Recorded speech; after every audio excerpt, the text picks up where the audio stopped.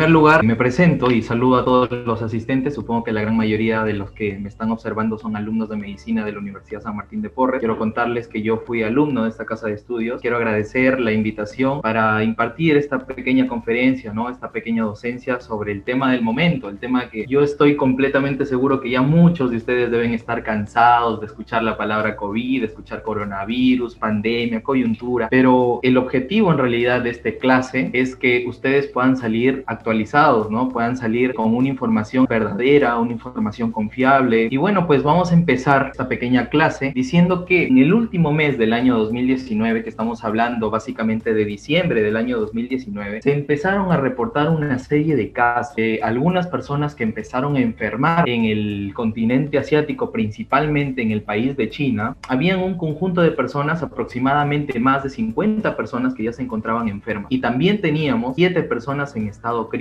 A los colegas asiáticos empezaron a preguntarse el por qué está pasando, ¿no? ¿Cuál es la causa de este tipo de enfermedad? Empezaron a hacer sus investigaciones y pues lo primero que tenían que analizar, lo primero que tenían que saber era si es que alguna de las enfermedades que antes ya habían atacado el mundo o alguna de las enfermedades que nosotros ya conocemos estaba generando este tipo de patología. Sí o sí tenían que buscar en las enfermedades que ya habían azotado años anteriores en el mundo, y estamos hablando pues prácticamente del SARS, del MERS y de la gripe aviar. Una vez que estudiaron a cada una de estas enfermedades y pudieron comprobar que no se trataba de ninguna de ellas, lo único que quedó fue plantearse que algo nuevo estaba ocurriendo. Para eso se tenían que hacer más investigaciones, se tenían que aislar el nuevo patógeno. Tras las investigaciones, gracias a la rápida intervención de los científicos, del personal de salud, pues se pudo demostrar que fue un virus, que se encuentra dentro de una familia de virus que nosotros ya hemos conocido durante décadas. Y eso quiero que quede claro, porque todo el mundo piensa que cuando habla de coronavirus está hablando de la enfermedad de COVID-19 y en realidad no es así,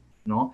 En la familia de los coronavirus, exactamente de los beta coronavirus, nosotros ya lo hemos tenido hace décadas atrás. Incluso por decirles que una de las principales infecciones de un resfriado común, por ejemplo, están dados por coronavirus. Pero hay tipos de coronavirus específicamente que te pueden causar enfermedades respiratorias más severas, como por ejemplo el virus del SARS. Este tipo de coronavirus se lo denomina o se llama el SARS-CoV, pero al identificar que esta no era la enfermedad de la que estamos tratando hoy, se lo aisló y se le dio un nombre propio. Este nombre propio fue el SARS-CoV-2. Este tipo de coronavirus es el que causa la enfermedad de la COVID-19. Ahora, a nivel mundial, pues estamos en una coyuntura tal que literalmente nos ha cambiado la vida a todo el mundo y estamos con unas cifras pues catastróficas. En el mundo actualmente tenemos ya casi 82 millones de personas infectadas con este virus y casi 2 millones de personas fallecidas. Si nos vamos un poquito más cerca, si nos venimos a nuestro país, a Perú, nosotros hemos pasado el 1.000.000 de personas infectadas con el virus y estamos ya en casi 40.000 fallecidos. Y oh sorpresa, y démosle un aplauso al Perú, ahora con casi ya 40.000 en el mundo, en tener más fallecidos por cada 1.000.000 de personas infectadas con el virus. Hemos ganado nuevamente, pero en una de las situaciones más feas, en una de las estadísticas más. ¿Por qué se da? ¿Por nuestro mal sistema de salud? Puede ser, podría ser un factor. Creo que la gran mayoría de cosas se da por la falta de criterio de las personas, porque mucha gente no cree que existe esta enfermedad, no cree que el virus de verdad sea tan contagioso. Mucha gente no hace caso a las medidas de protección que nosotros brindamos desde un primer momento cuando sucedió esta pandemia. Y esto que estamos viendo, que se están generando nuevas olas en diferentes países y estamos incluso advirtiendo dentro de Perú, pues a la gente le divierte, puras reacciones en las redes sociales que les divierte y no les da absolutamente nada de miedo. Gracias a esto, pues nosotros estamos teniendo, somos el primer país a nivel mundial que tenemos la mayor tasa de mortalidad dentro de este contexto del COVID-19. No podemos luchar en realidad tanto con esto porque hay mucha desinformación en realidad, ¿no? Y personalmente ya creo que hay ya más noticias falsas que infectados en el mundo. Nosotros vemos por las noticias, por los canales de televisión, por las radios, por las redes sociales, un sinfín de noticias y de información que en realidad, en vez de que estén informando a la población, la están desinformando. Y pues eso en realidad no debería pasar. Nosotros y ustedes, muchachos, si es que son estudiantes de medicina o son estudiantes de alguna carrera de salud, pues tienen la obligación, tienen el deber de tratar de educar a esa gente que se está desinformando, pues y no dejar que capte esta información errónea, porque al seguir compartiendo información, pues la gente cree que esto no existe, la gente sigue consumiendo cosas que para ellos les va a curar de todo, pero en realidad son cosas tóxicas Y hay que decirlo así, la lejía que tan famosa se hizo durante este tiempo, que mucha gente cree que tomando se va a curar de cualquier tipo de enfermedad, hasta del cáncer, son cosas que en realidad no tienen sentido, no tienen ni lógica y no tienen ni pies ni cabeza. Entonces estamos ante tales noticias falsas, ante tantas difusiones erróneas, que han generado que este mundo se haga como una pandemia de tal magnitud que nunca lo hemos visto. Entonces, su meta, muchachos, estudiantes de carreras de salud, es parar esto, ayudarnos a nosotros, a los médicos, a las enfermeras, a todas las personas que estamos luchando contra esta enfermedad y contra otros, pues a parar difusiones que en realidad no tienen absolutamente ninguna lógica. Bueno, entonces vamos a hablar desde que empezó la pandemia. ¿Qué es lo que pasó? ¿Cómo se dieron los primeros contagios? Y bueno, acá tenemos que recalcar a un sitio que se ha hablado desde que empezó toda esta coyuntura, que es el mercado de Wuhan, el mercado de Wuhan. Supuestamente la gente empezó a hablar y todas las investigaciones apuntaban que ahí alguien comió algún tipo de alimento, algún animal, y eso fue lo que ocasionó que la persona pues se contagie. Conforme ha ido avanzando el tiempo, se ha ido revisando la información y pues se están dando nuevas investigaciones que apuntan que la verdad no puede ser tanto por ahí. Y les muestro algunas. En la revista The Lancet, en enero del 2019, se hizo una revisión de las primeras personas, de las primeras 41 personas que fueron diagnosticadas con COVID-19. Dentro de estas 41 personas se pudo captar a la primera persona que se contagió, que empezó a tener los síntomas. Déjenme decirles que esta primera persona empezó a tener los síntomas el 1 de diciembre del año 2019. Eso quiere decir, no se ha contagiado en el mismo diciembre, se habría tenido que contagiar antes, de repente una semana antes, o quizá, quién sabe, 2 semanas antes, o quién sabe más. Esta situación apunta, el inicio de la pandemia no se dio en diciembre como todo mundo lo piensa. Y un dato más importante acá es que esta persona no tenía ninguna relación con el mercado de Wuhan, ningún tipo de relación. Entonces, ¿qué es lo que pasaba? Otra investigación del continente asiático se realizó con 425 personas, si la memoria no me falla, y dentro de estas también se captó a la primera persona que empezó a tener los síntomas, ¿no? Que esta persona inició con los síntomas el 8 de diciembre. Lo interesante acá también es que esta persona tampoco estaba ligada con el mercado. ¿Por qué tanto interés en el mercado de Wuhan? ¿Por qué tanto enfoque ahí? Esa es la pregunta que empezaron a realizarse. Y básicamente es esto. Se enfocó en este lugar porque años atrás ya había sucedido una serie de cosas que en China habían formado una organización de expertos, estamos hablando de científicos, de médicos, que se dedicaban básicamente a buscar neumonías de origen desconocido. ¿Qué? Doctor, ¿de verdad? Sí, en China empezaron a hacer estas organizaciones para buscar neumonías de origen desconocido, pero, o sea, ¿con qué sustento? ¿Con qué fin?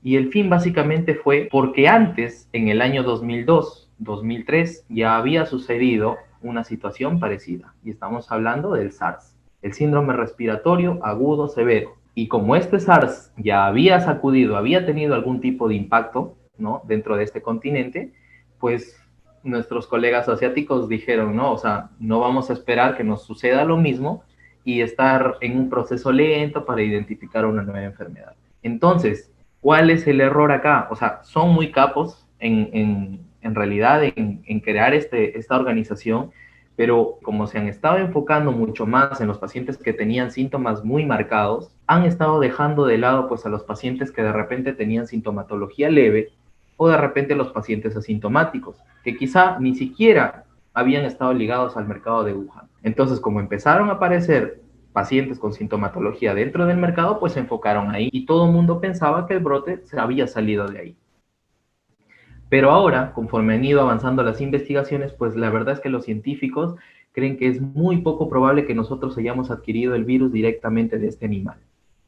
Muy poco probable. Es más, ahora estipulan que puede haberse dado que los focos se hayan dado en diferentes lugares y de manera simultánea. Esa es una postulación, pero hay otro tipo de postulaciones donde involucran a otro tipo de animalitos que se llaman los hospederos intermediarios.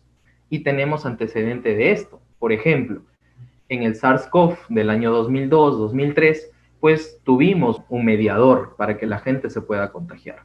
En el MERS, que es el síndrome respiratorio del Medio Oriente, que sucedió en el 2012, también lo hubo, ¿no? Están los dromedarios, los camellos.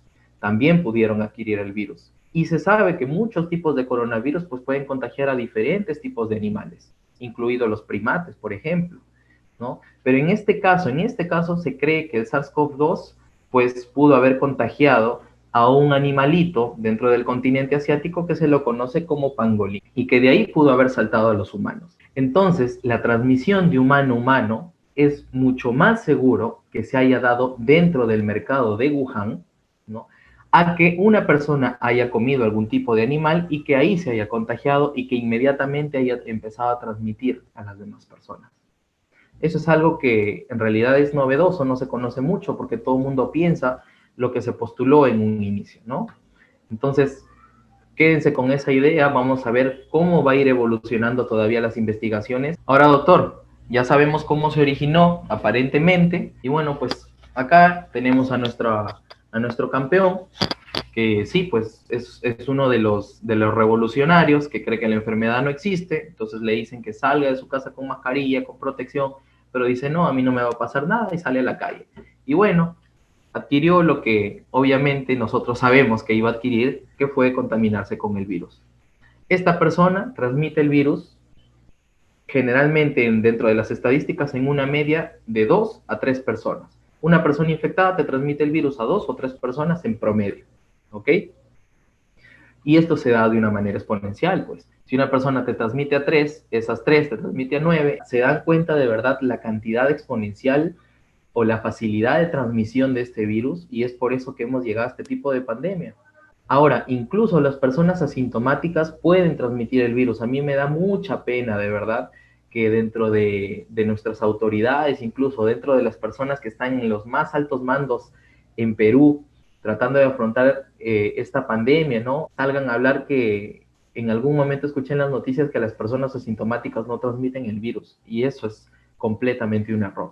Entonces ahora quiero que se queden con esa idea, las personas asintomáticas sí o sí transmiten el virus, ¿ya? Eso está demostrado. Y por eso el consejo es que si una persona sabe o no sepa si tenga el virus, lo ideal es que se mantenga en una distancia, por eso es el distanciamiento social, se mantenga a una distancia aproximadamente entre 1,5 metros y 2 metros de otra persona, ¿ya? Lo ideal es, generalmente es 2 metros, porque este virus se puede transmitir de diferentes formas, ¿no? Al toser, al estornudar, incluso al hablar cerca. Doctor, pero yo no tengo síntomas, no toso, no estornudo, ¿cómo voy a transmitir el virus? Simplemente hablando se puede transmitir el virus. No sé si alguna vez se han dado cuenta, hablando de repente se les escapa algunas gotitas de saliva, ¿no?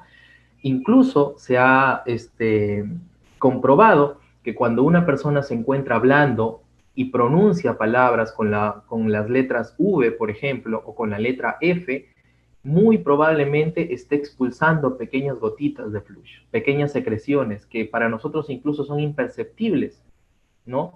Pero esas gotitas bastan para transportar el virus de un lugar a otro. Y si estas gotitas, estas secreciones caen en las mucosas de otras personas, que estamos hablando, los ojos, la nariz o la boca, por eso es importante, en el caso de la mascarilla, taparse hasta la nariz, no solamente la boca, pues van a contagiar a otra persona, si es que las secreciones tienen contacto con las mucosas de los demás. Ahora, ¿qué otra manera podemos mover el virus de un lado a otro? Pues si nosotros dejamos secreciones en diferentes superficies. Ya se sabe mediante estudios que el virus puede mantenerse activo durante algún tiempo en diferentes superficies. Por ejemplo, en el plástico y el papel durante 5 días, en la madera, en el vidrio, 4 o 5 días, en el metal, 2 días. Por eso es muy importante y es recontra recomendado la limpieza, la desinfección. Y ahora, doctor, una pregunta. ¿Solamente se transmite por secreciones respiratorias o también de repente las heces, la orina sirve para transmitir el virus? Bueno, pues las heces, la orina, la sangre, incluso el sudor, esas están demostradas que no transmiten el virus, ¿ok? No transmiten el virus.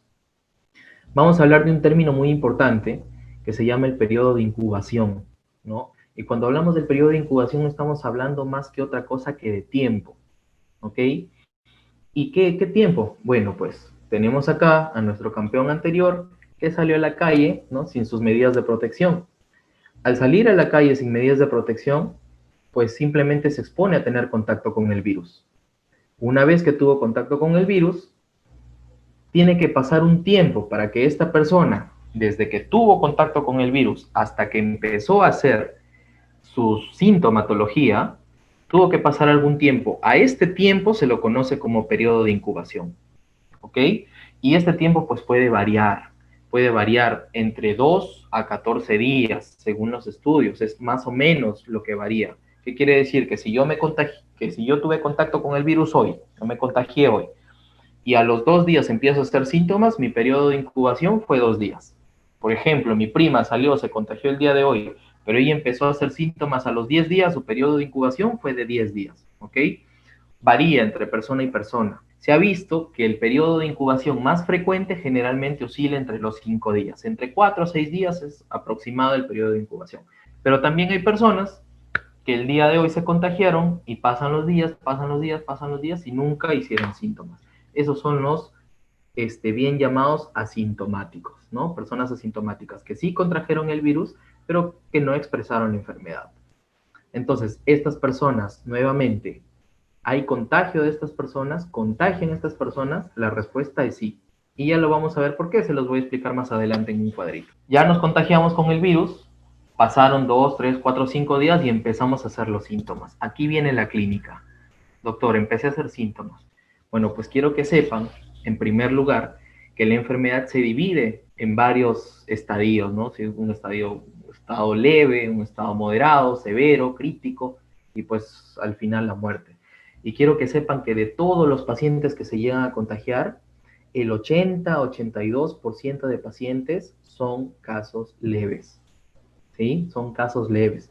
A estos pacientes simplemente van a tener un dolor de cabeza, de repente congestión nasal, tos, fiebre, pero son casos, algunas personas ni siquiera van a tener síntomas, ¿no? Los asintomáticos, y no quiere decir que pues porque tomaron uno u otro medicamento se curaron de la COVID. Eso es completamente falso porque hasta el día de hoy, muchachos, no hay ningún medicamento específico para combatir al virus. No hay ninguno, ninguno, ninguno. Entonces, tenemos acá, dentro de los síntomas más comunes, tenemos a la tos, a la fiebre y al cansancio, ¿sí? También tenemos congestión nasal, secreción nasal, dolor de garganta, dolor de cabeza, tenemos diarrea, hay sarpullido, ¿sí? Y hay algunos, digamos, síntomas que nos pueden tratar de decir, bueno, pues este paciente es mucho más probable que tenga COVID a que tenga otras enfermedades. Y estos síntomas básicamente son dos o tres. Una son las mialgias, que en realidad también se puede confundir con otras enfermedades. Y también se encuentra la anosmia y se encuentra la disgeusia. ¿Ok? Entonces, cuando tenemos estos tres tipos de síntomas, ya nosotros podemos pensar que un paciente, pues sí, se puede estar inclinando a tener COVID-19. ¿Ya? Pero si es que no los tiene, por ejemplo, y solamente tiene dolor de cabeza, tos, fiebre, y se va a un doctor y el doctor te puede diferenciar si es COVID o es algún otro tipo de enfermedad respiratoria, la respuesta es no. No, ningún doctor en el mundo, ningún médico en el mundo te puede decir, ¿sabes qué? Tienes COVID-19 o no tienes COVID-19 sin antes hacerte otro tipo de pruebas, ¿no? Que ya las vamos a ver más adelante.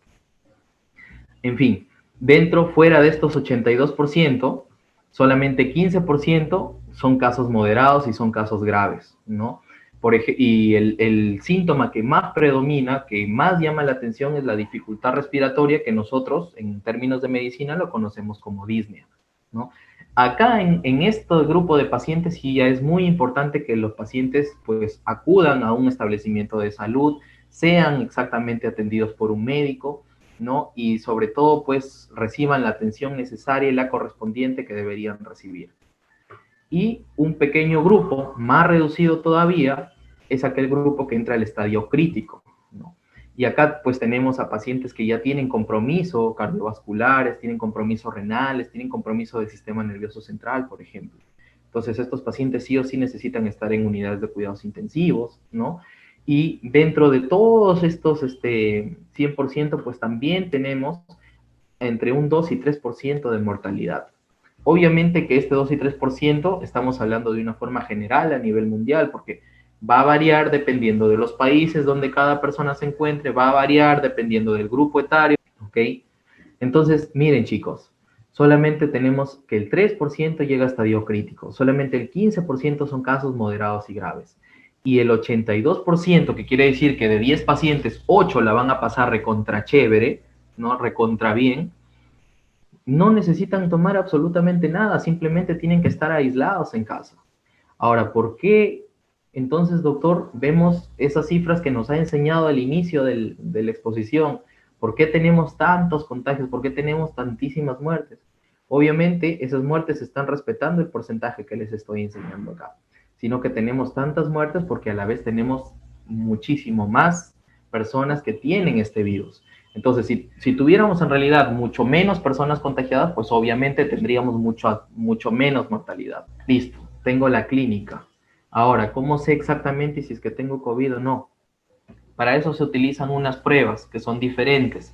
Tenemos las llamadas pruebas moleculares, tenemos las llamadas pruebas serológicas y tenemos las pruebas rápidas, que son mucho más conocidas. Estas pruebas rápidas se dividen en dos, pruebas rápidas de anticuerpos y pruebas rápidas de antígenos. Vamos a hablar de cada una de ellas para que se pueda entender mejor. Tenemos a un paciente sintomático, entonces tenemos que hacerle una pruebita. Por ejemplo, tenemos esta que se llama RT-PCR, que es básicamente reacción en cadena polimerasa por transcriptasa reversa o transcriptasa inversa, ¿no? Por sus siglas. Esta prueba es una prueba molecular. ¿Y qué es lo que hace esta prueba molecular? Básicamente, lo que hace es, si nosotros acá tenemos al virus, ¿no?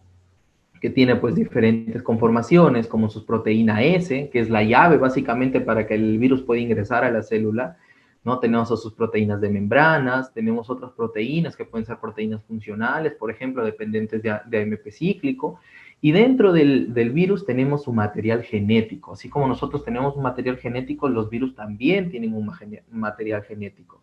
Y este material genético se lo conoce como ARN, ¿ok? Entonces, la prueba molecular lo que hace es detectar este ARN, pero no detecta de manera completa el ARN del virus, simplemente detecta fragmentos. Quiero que quede claro ese concepto. La prueba molecular solamente detecta fragmentos del ARN del virus, ¿ok? Y este fragmento que lo ha detectado, pues lo amplifica. Una vez que lo amplifica, pues puede salir el resultado, si es positivo o es negativo, o de repente pues es indeterminado, ¿no? Ya vamos a hablar más adelante para que ustedes me puedan entender mejor. Este tipo de prueba molecular pues se lo puede tomar de dos partes, ¿no? De la vía aérea superior como de la vía aérea inferior. Si nosotros estamos hablando de la vía aérea superior, tenemos que tomarlo mediante una técnica que se llama el hisopado. Y el hisopado se lo puede tomar pues de tres formas, ¿no? Un hisopado nasofaringio, un hisopado nasal y un hisopado orofaringio. Doctor, ¿cuál es el recomendado de estos tres? Pues el recomendado es el nasofaringio, ¿no? ¿Se puede el nasal y el orofaringio? Sí, pero el más recomendado es el nasofaringio. Si nosotros nos vamos a tomar la prueba molecular de la vía aérea inferior, pues vamos a ver que acá también hay de tres formas para tomar esta prueba molecular. Se puede tomar del esputo, ¿sí? Se puede tomar de un aspirado traqueal y se puede tomar de un lavado bronquialveolar. Doctor, ¿y de estos tres cuál es el mejor? Pues los más recomendados son el aspirado traqueal y el lavado bronquialveolar. Pero esto se da en pacientes que se encuentran intubados, ¿ok? No se da en pacientes que se encuentran pues así, que no necesitan ningún tipo de intubación.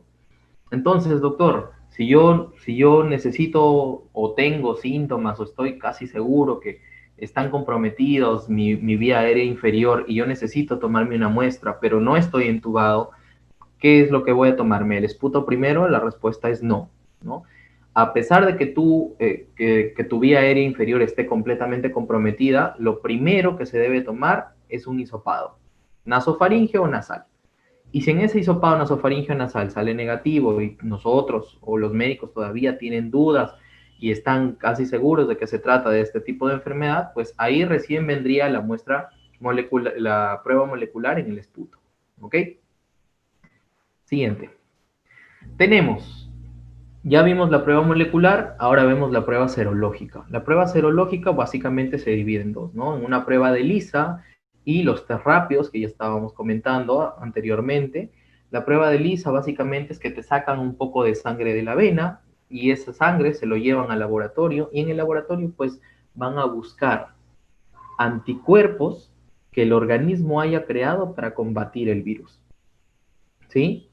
Y en los test rápidos, pues obviamente ya son los test que la gran mayoría conocen, que básicamente tienen la misma función que las pruebas serológicas anteriores, pero estamos siempre y cuando hablemos de los test rápidos de anticuerpos, ¿no? Que ahí colocamos básicamente una gotita de sangre que se le saca del pulpejo del dedo, y esa prueba rápida pues identificará si nosotros tenemos anticuerpos que hemos creado para combatir el virus, ¿no?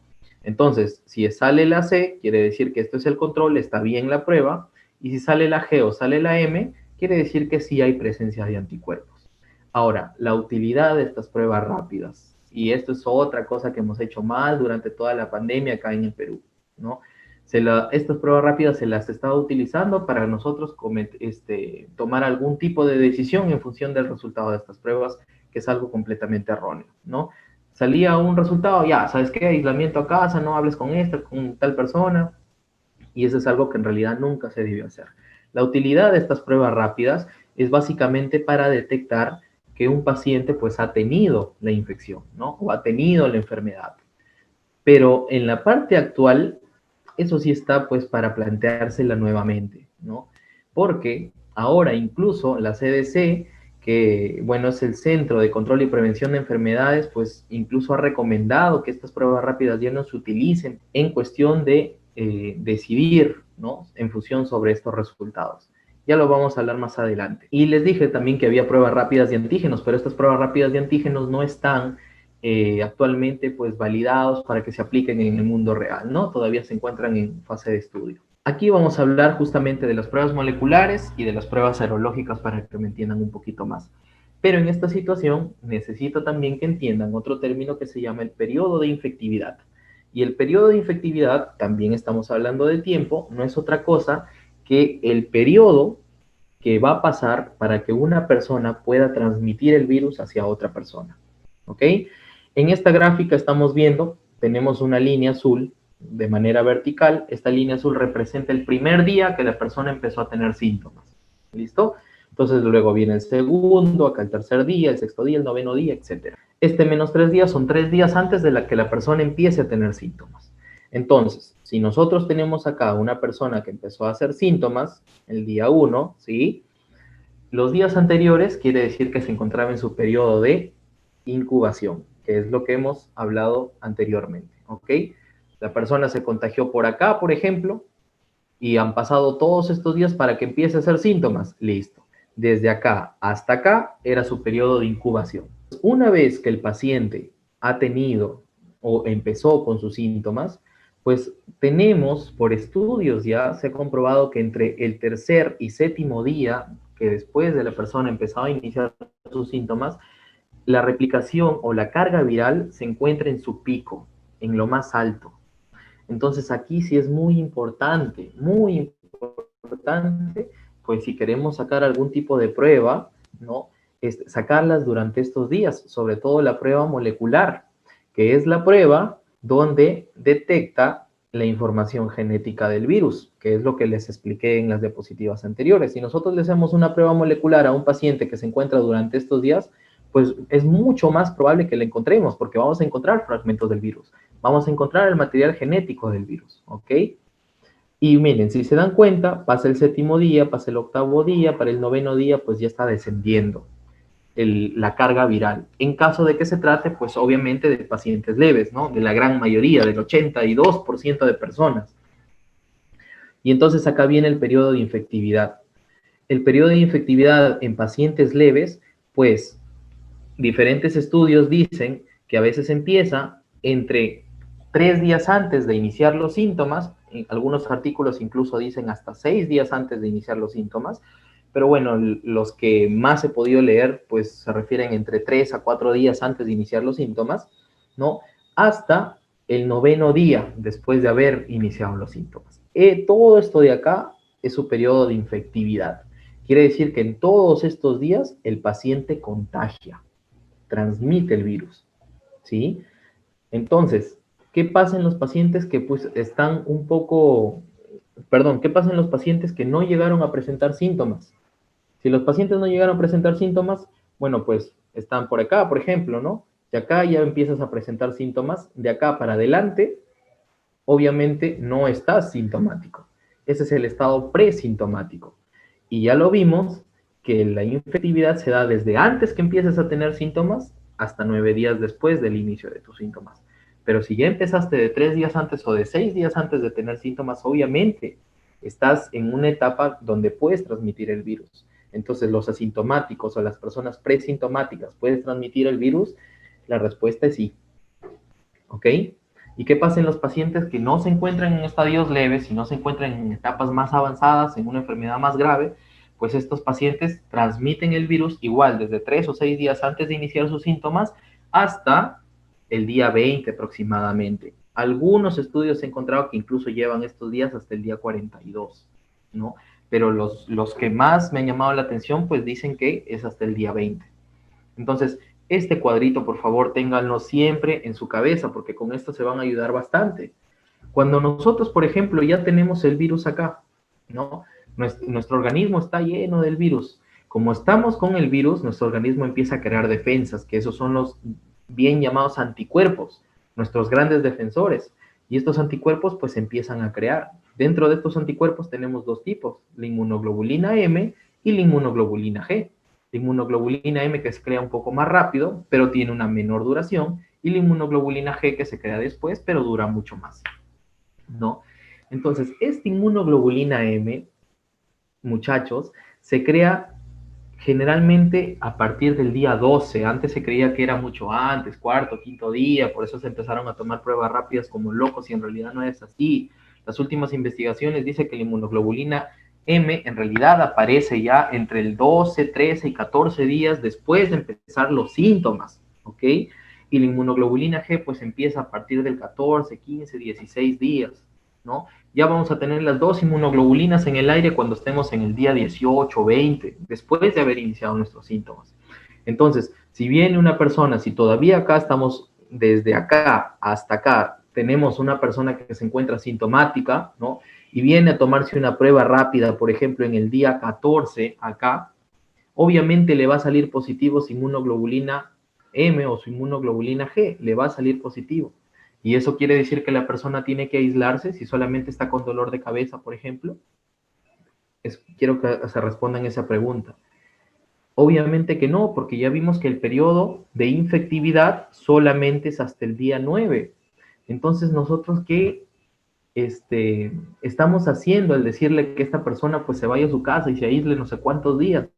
Este es un error completamente pues exponencial.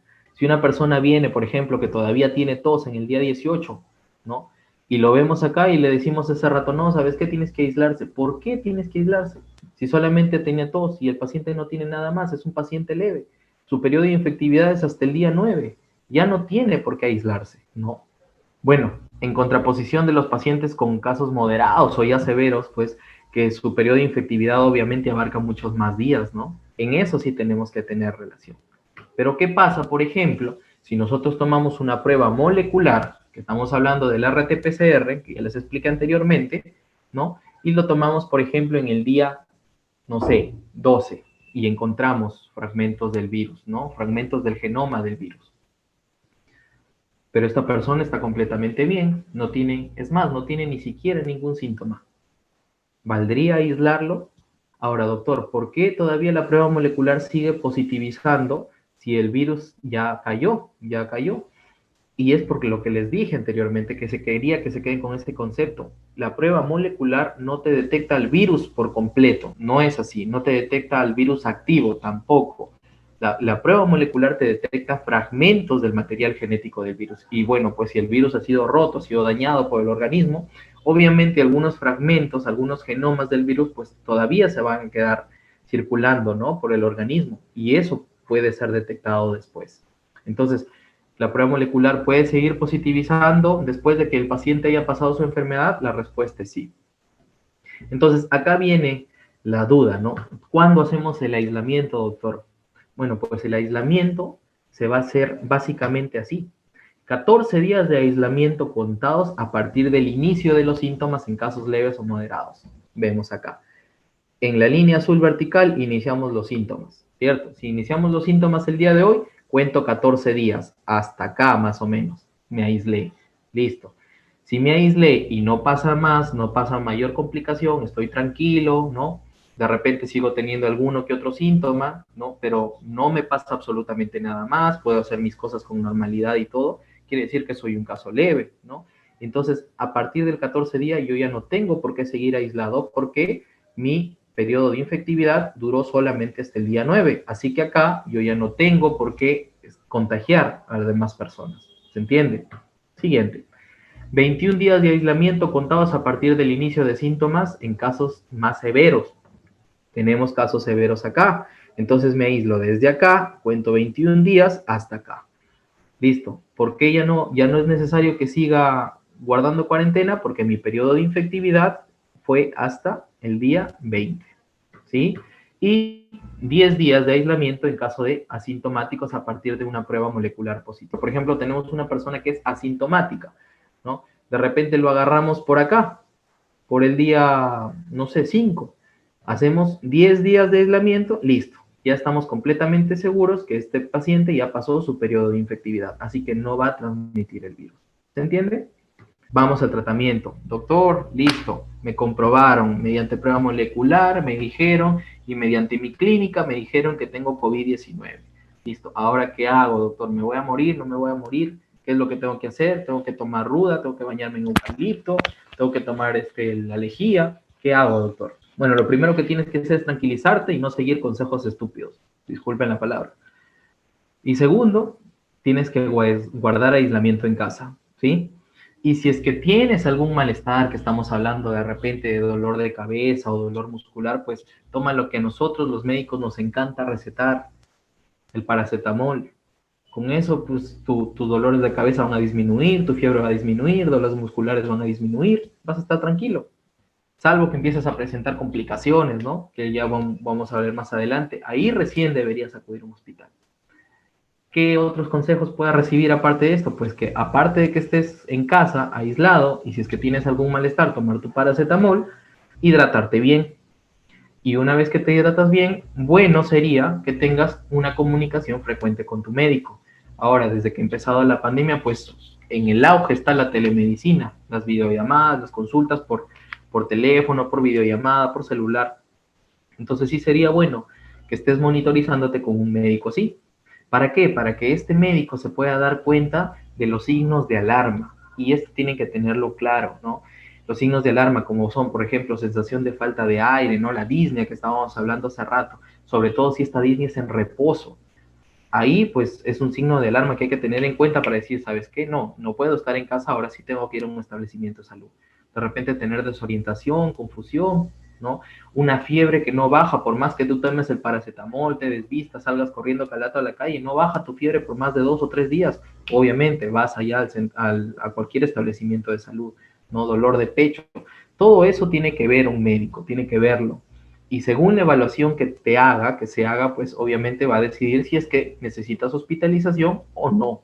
Y acá pues tenemos un cuadrito resumen sobre el tratamiento actual al día de hoy, de en realidad lo que se debería hacer con un paciente COVID, desde que se encuentra incluso en su etapa leve hasta que se encuentra en su etapa crítica. Y quiero que me lean todo este cuadro, quiero que lo revisen y quiero que vean si es que en alguna parte de este cuadrito sale la ivermectina, sale la citromicina, sale la hidroxicloroquina. Quiero que vean. O sea, nuestro Ministerio de Salud también cometió esta torpeza de adoptar pues medicamentos que en realidad se estaban estudiando desde que inició la pandemia para recetar, y lo que hemos hecho pues más es causar efectos secundarios, de repente incluso aumentar el porcentaje de mortalidad en pacientes que quizá no debieron morir. No se debió usar estos medicamentos hasta comprobar en realidad que sí funcionaba contra este COVID. A día de hoy, ninguno de los que se ha usado funciona. Mucho menos pues funcionará la lejía milagrosa, mucho menos. Entonces quiero que vean lo que se está usando, ¿no? En un paciente leve, por ejemplo. Acá, ¿cuál es su definición? Infección respiratoria alta. En un moderado ya hay compromiso de los pulmones, ¿no? En un severo, su frecuencia respiratoria está mayor a 30, su PAFI es menor de 300, y en un estado crítico, obviamente, que ya les estaba explicando, ya hay un compromiso, pues, multisistémico, ¿no? Hay sepsis, shock, falla orgánica. Su saturación en un moderado menor de 93%, en un severo menor o igual a 92%, en un crítico menor de 90%. Esto es lo que estábamos hablando. En un leve y en un moderado, su aislamiento debe ser 14 días a partir del inicio de sus síntomas y en un severo crítico 21 días a partir del inicio de los síntomas. Sintomáticos, pues si hay fiebre, lo que les estaba diciendo, dolor, pues utilizar el paracetamol, por ejemplo, cetiricina en caso de que haya mucha congestión nasal, etcétera. Oxígeno, ¿se le da? Pues sí, se le da, ¿no? Al paciente severo, ¿no? Que ya tenga una saturación menor a 90. Corticoides, lo que se ha estado usando, ¿no? Para cualquier tipo de pacientes. Incluso se estaba viendo a pacientes con tratamiento ambulatorio que se iban a casa a descansar, les recetaban clarito, veía un montón de colas que grandazo todavía le ponían prednisona, como 40, 50 pastillas. O sea, ¿en qué criterio? ¿No? El corticoide acá sí se usa, sí, según las últimas investigaciones se está viendo que se usa PES, pero solamente un ciclo de 7 a 10 días, solamente en pacientes severos y en pacientes críticos, que quiere decir que estos pacientes severos y pacientes críticos se encuentran dentro del hospital, ninguno de ellos se debe encontrar en casa, ninguno, ¿ok? Remdesivir, bueno, son medicamentos que se siguen estudiando, antivirales que se siguen estudiando, igual, tocilizumab igual. Cuando el médico ya no sabe qué recetar, listo, vitaminas para todo, vitamina C, vitamina D, vitamina B. En realidad las vitaminas se deberían recetar, se deberían dar cuando hay déficit de estas, cuando hay carencia de estas vitaminas. Pero si no lo hay, ¿para qué le vas a dar? Y antibióticos, pues antibióticos en realidad no se debería usar, salvo que haya pues alguna evidencia que luego de esta infección de COVID-19, pues el paciente haya tenido una infección sobreagregada, ¿no? Estamos hablando de algún tipo de infección bacteriana. Ahí sí se podría dar algún tipo de antibiótico, ¿no? Pero esto se da en muy pocos casos, ¿no? En menos del 5% incluso. Entonces, este cuadrito, bueno, es sacado de un doctor peruano, ¿no? Del doctor Samuel Pecho Silva, quien me dio su consentimiento para ponerlo en esta presentación. Él es del Grupo Peruano de Salud Respiratoria de Neumología, lo pueden encontrar en Facebook, ¿no? Esto básicamente es el resumen del tratamiento. Entonces, yo por acá no veo ningún tipo de ivermectina, ¿no? Ningún tipo de los medicamentos tan famosos que se estaban dando. Esto que se me estaba olvidando, la anticoagulación, por favor, muchachos, solamente se da en pacientes severos y en pacientes críticos, ¿sí? Pacientes severos, una dosis profiláctica y en pacientes críticos, una dosis terapéutica. Y vuelvo a recalcar, severos y críticos se encuentran hospitalizados, ¿ok? Ningún paciente de acá para atrás debería estar tomando anticoagulantes, ninguno. Puede complicarse. Sí, y eso es lo que siempre yo le digo a mi familia cuando converso, ¿no? Me dice, Manuel, pucha, pero tú qué opinas, ¿no? ¿Por qué no la ivermectina, por ejemplo? Porque se ha demostrado que la ivermectina no te da ningún beneficio. Entonces, en los medicamentos tú tienes dos cosas. Tú tienes beneficios en un lado de la balanza y en el otro lado de la balanza tienes sus efectos secundarios. Entonces, si en este medicamento se ha demostrado que no tiene absolutamente nada de beneficios, ¿qué te queda? ¿Qué pesa? Quedan los efectos secundarios. Solamente eso vas a tener de un medicamento que en realidad no te sirve para una enfermedad. Solamente efectos secundarios, efectos adversos, efectos que no quieres. Y eso le estás metiendo a tu cuerpo. Y cuando una persona pues toma medicamentos a lo loco y luego se va al doctor porque tiene un montón de síntomas que en realidad son ocasionados por los fármacos y no por la enfermedad en sí, pues tu médico no va a saber identificar si esos síntomas que tú presentas o son por los fármacos o son por la enfermedad. Entonces, ¿cómo te va a tratar? ¿Qué va a hacer? ¿Cómo lo vas a dejar decidir? No se puede, pues. Ese es el gran problema de la automedicación. ¿Mm? Por último, a día de hoy se están haciendo muchas vacunas, ¿no? No sé si están enterados, pero a nivel mundial hay más de 200 vacunas que se están realizando para combatir esta enfermedad de la COVID-19. Pero dentro de estas 200 solamente hay dos que están aprobadas, están autorizadas y recomendadas porque ya se encuentran en la fase 3, ya pasaron la fase 3, ¿no? Y estamos hablando de la vacuna de Pfizer y de Moderna. Y para que estas vacunas pues hayan pasado a la fase 3 tienen que pasar un montón de cosas. No es que otra vez a las personas que dicen que todo esto es una conspiración, que en la vacuna te van a inyectar un chip, o que de repente no ha pasado mucho tiempo, ¿no? No, dicen, no ha pasado mucho tiempo para que se cree la vacuna, pues de repente esta no es segura. Y bueno, pues si es que no ha habido mucha investigación, no me la voy a poner. bueno, pues no te quieres poner una vacuna que tú crees que no ha tenido mucha investigación, pero sí te tomas una lejía que no tiene absolutamente nada de investigación. Ah, sí, bueno, sí, se ha comprobado en realidad que la lejía es muy bueno para desinfectar los inodoros, por ejemplo, ¿no? Superficies que están bastante contaminadas, es muy bueno, de verdad la pueden usar. Es más, yo la recomiendo, pero no para que te la tomes, pues, ¿no? Entonces, eso sí lo toman, ¿no? Toman cualquier cosa que escuchan de la vecina, cualquier cosa que ven en internet, pero cuando hay una situación que de verdad se hace investigación, lo hacen científicos, hacen médicos reconocidos, renombrados, ahí sí dudan. Y eso es de verdad incomoda, ¿no? Uno como personal de salud le molesta. Y bueno, para esas personas que piensan que de repente no pasan por algunos protocolos, pues acá les quiero enseñar que sí.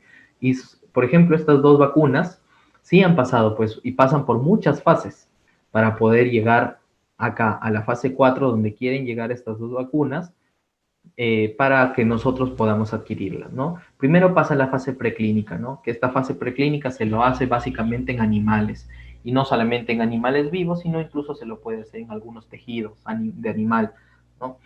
Y acá pues se ve, ¿no?, los resultados del experimento, se ve la eficacia, se ve la tolerancia en un modelo animal. Si hay eficacia y hay tolerancia en el animal, pues recién pasa la fase uno. Y en la fase uno pues se da con un grupo reducido de personas que obviamente son voluntarios, ¿no? Se testa a los nuevos voluntarios, ¿no?, a un pequeño grupo, menor a 100 personas generalmente. Y aquí pues se ve la seguridad, se ve los efectos biológicos y sobre todo se ve la inmunogenicidad que produce esta vacuna. Si estos tres factores lo aprueba, ¿no? Y se ve que en esta fase uno, pues la seguridad de la vacuna es buena, no hay ningún efecto que te llame la atención, que sea pues de cuidado, recién pasa a la fase 2. Y en la fase 2, pues pasa ya a un grupo mayor de personas, estamos hablando entre 200 y 500 personas, ¿no? Acá obviamente se vuelve a valorar sobre todo la seguridad de la vacuna, ¿sí? ¿Por qué? Porque como ha sido segura en la fase uno, pues en la fase 2 tiene que volver a ser segura, si no, no puede seguir a la fase 3. Entonces se ve la seguridad, se vuelve a ver la inmunogenicidad y acá en la fase 2 pues ya se ve que es segura, ya se ve que ayuda en la parte inmunológica, pues aquí ya se empieza a valorar las dosis, ¿no? ¿Qué tanto vamos a colocar de la vacuna? ¿Y qué método vamos a poner? ¿Qué modo de administración? Pasa a la fase 2, todo tranquilo, todo ok, recién llega a la fase 3, donde ya se encuentran estas dos vacunas, ¿no? Que se vuelve a valorar la seguridad y la eficacia, y acá ya no son 500 personas, acá son miles de personas que se encuentran dentro de los voluntarios para recibir esta vacuna, ¿no? Y de repente no puede ser en un solo país, pueden ser en varios países. Y acá en esta fase 3 pues se hace de forma aleatoria la vacuna. Se hace de forma aleatoria porque se escogen dos grupos. De todos los voluntarios se escogen dos grupos. La mitad que va a recibir la vacuna y la otra mitad que va a recibir un placebo. Algo que no es la vacuna, básicamente, que puede ser, por ejemplo, agua estéril, ¿no? Entonces, se lo hace de forma aleatoria, vacuna acá y el control acá. Y se lo evalúa. Si pasa todo esto y no hay ningún efecto importante, no hay ningún efecto que pare esta situación, ¿no?, este estudio, pues obviamente la vacuna está completamente lista para salir al mundo real, ¿no? Para salir a diferentes países. Pero mientras se está inyectando a nivel mundial, esta vacuna se encontraría en la fase 4, que quiere decir que mientras se está administrando a todas las personas, se la sigue estudiando, se la sigue monitoreando. Entonces se evalúa cómo funciona la vacuna en el mundo real, ¿no? Y se ve si es que también en estas personas pues puede haber algún efecto adverso para que se pueda corregir alguna situación, ¿no? Estos estudios son de efectividad y de monitoreo a todos los pacientes que la reciben.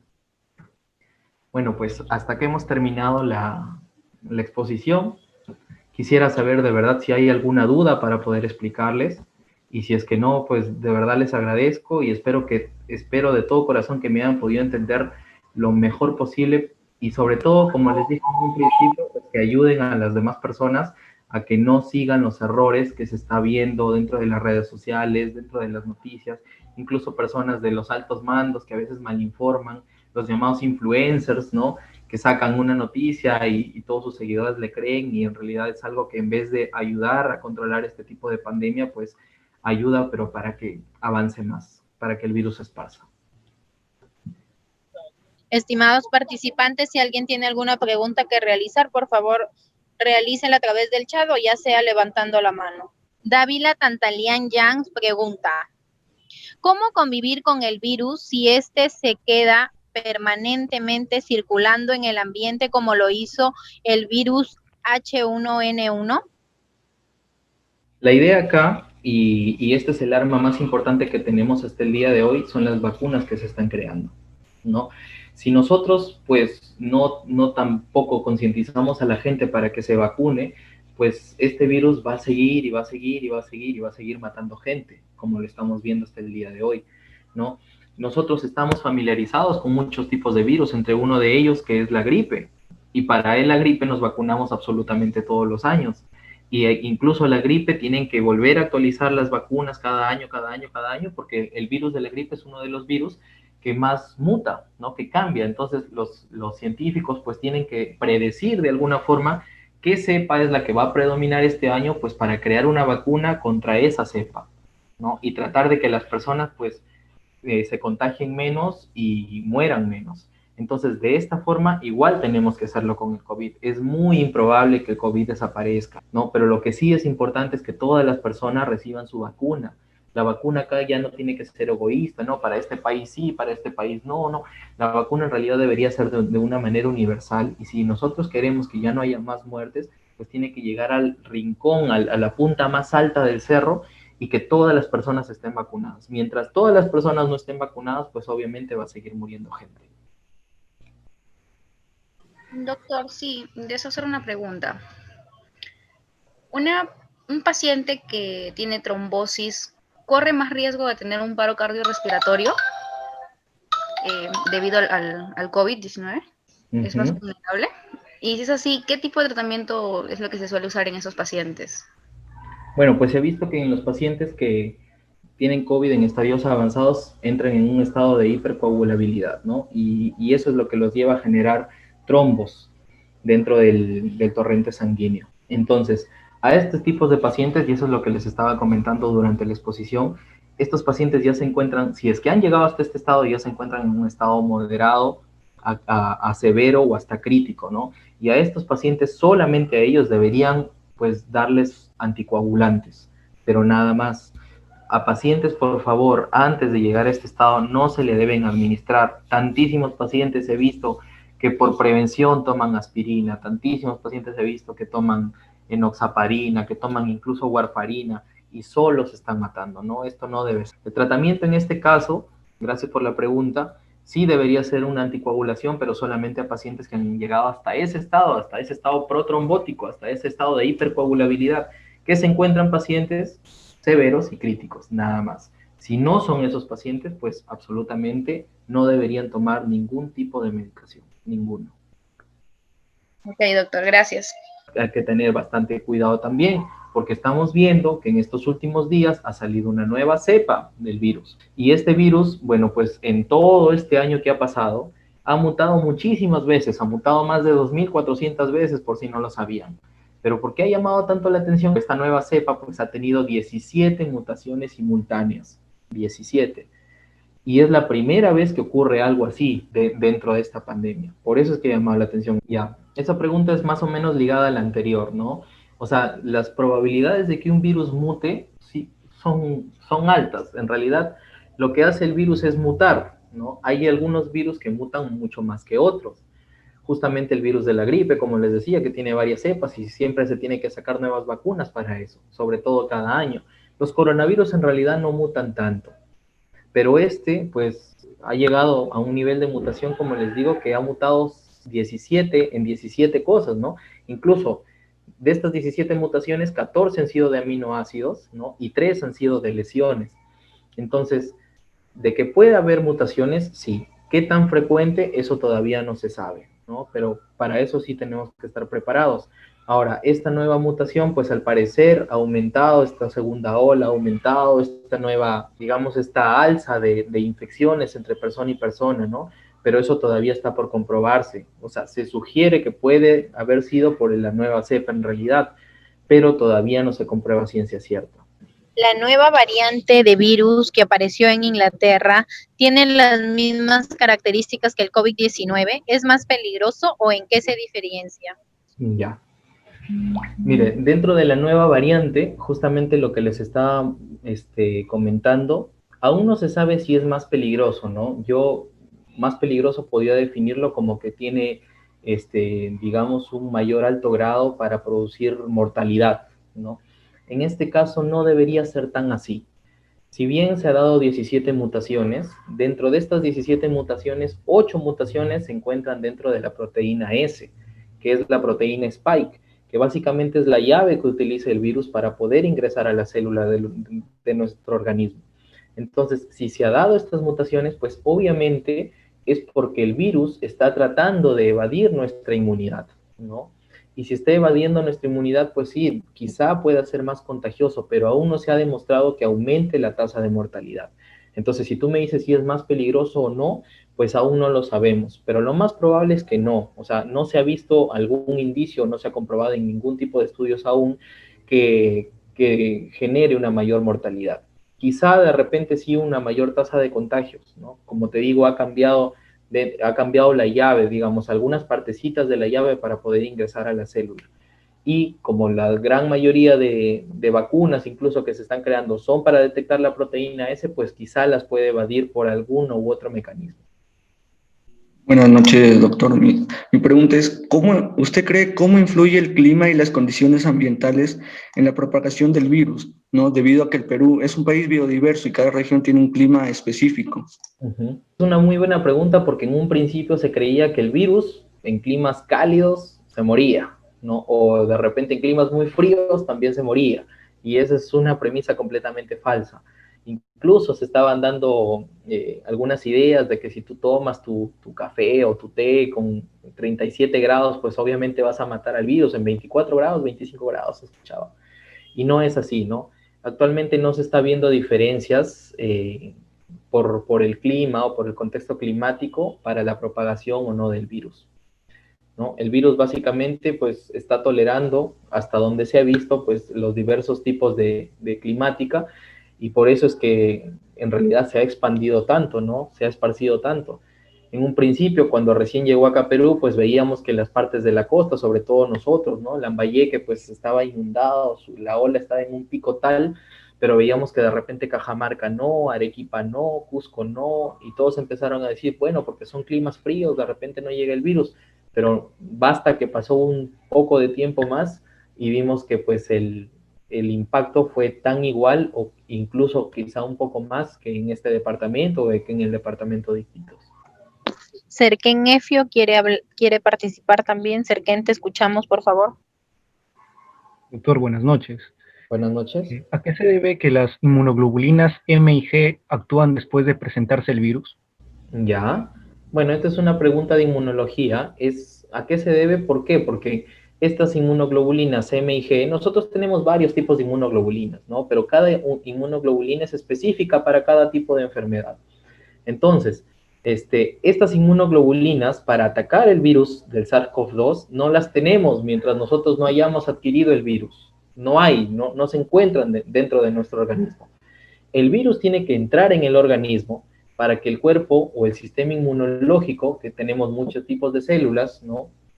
Dentro de ellas pues tenemos a las células TCD4, a las TCD8, que son básicamente los linfocitos, puedan captar al virus y una vez que lo captan, lo reconocen, lo atacan y quedan algunas células de memoria que se encargan de crear algunas armas y esas armas son los anticuerpos, son las inmunoglobulinas M y G.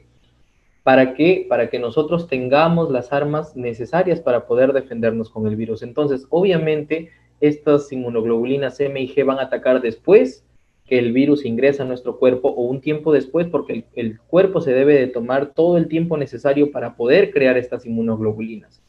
Si el virus no está dentro de nuestro cuerpo, vamos a tener otras inmunoglobulinas, pero para otros tipos de patógenos, pero no para el SARS-CoV-2. Una vez que ingresa este virus, recién se van a crear estas inmunoglobulinas y pues saldrán a flote, saldrán para ayudarnos a defendernos, ¿no?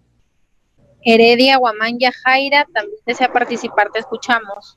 Buenas noches, doctor. Mi pregunta es, si después de la primera vacuna la gente desarrolla la inmunidad rebaño, ¿es necesario una segunda dosis? Ujú. Bueno, se han visto diferentes cosas dentro de las vacunas, ¿no? La inmunidad de rebaño no es que sea tan protectora como se creía. Es más, se estaba diciendo que pues de repente en otros países la inmunidad de rebaño iba a funcionar y se ha visto que no ha funcionado.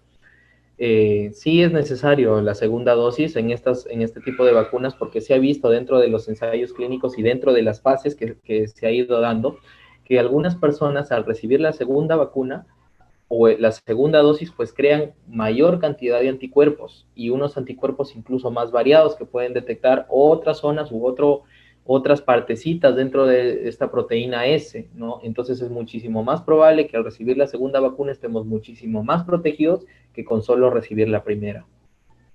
También nos están preguntando, ¿en qué semana es crucial para determinar si el paciente entra a UCI?